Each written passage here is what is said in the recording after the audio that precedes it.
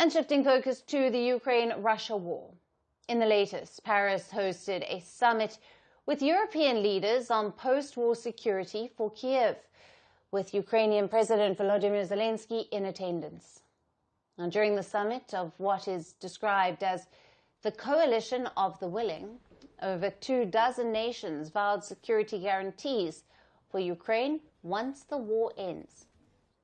French President Emmanuel Macron said the nations have pledged to take part in a force to be deployed in Ukraine.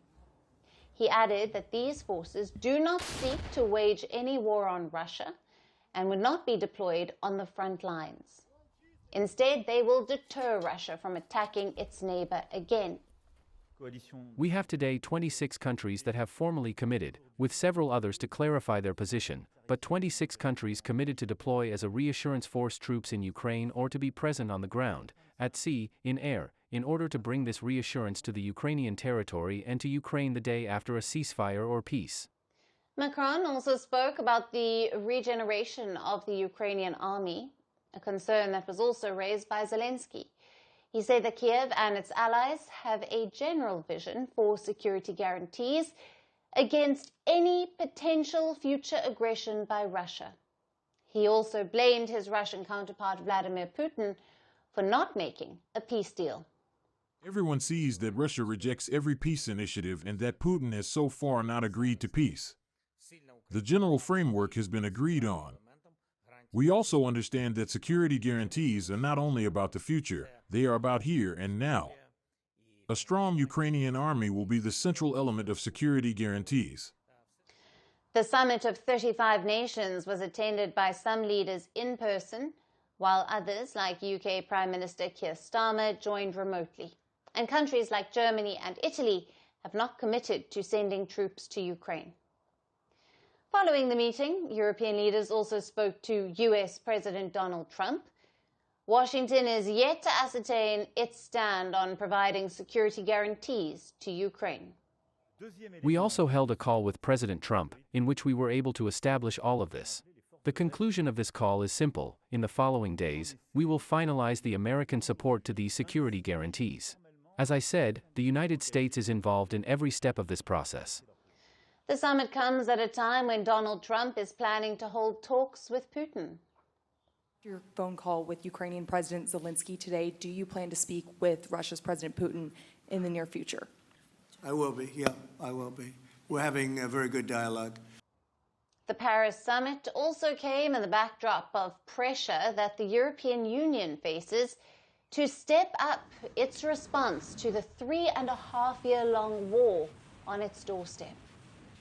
The meeting not only reflected the resolve of the European nations, but also represented a new Macron-led push to show that Europe can act independently of the US.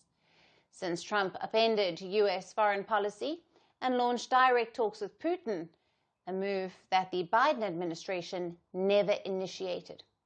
However, EU pledge to deploy troops in Ukraine post-war received a strong rebuttal from Russian leader Putin. In a warning to the West, Putin said foreign troops deployed to Ukraine would be legitimate targets for Russia. Regarding potential foreign military contingents in Ukraine, it is one of the root causes behind drawing Ukraine into NATO. Therefore, if some troops appear there, especially now, during military operations, we proceed from the fact that these will be legitimate targets for destruction. The Russian leader did not rule out direct talks with Zelensky, but Putin has repeatedly questioned the Ukrainian leader's legitimacy to lead the country. I've said I'm ready. Please, come. We will absolutely ensure working conditions and safety, 100% guarantee. But when they tell us, we want to meet with you, but you must travel to such and such location, I believe these are simply excessive demands directed at us. I repeat, if anyone genuinely wishes to meet with us, we are ready. The best place for this is the capital of the Russian Federation, hero city of Moscow. Ahead of the summit, NATO Chief Mark Rutte had said that Russia did not have a veto on the Western powers' bid to deploy troops to Ukraine. Now, as leaders huddle and build frameworks for future peace with security guarantees for Ukraine, a raging war continues to batter the country and its people.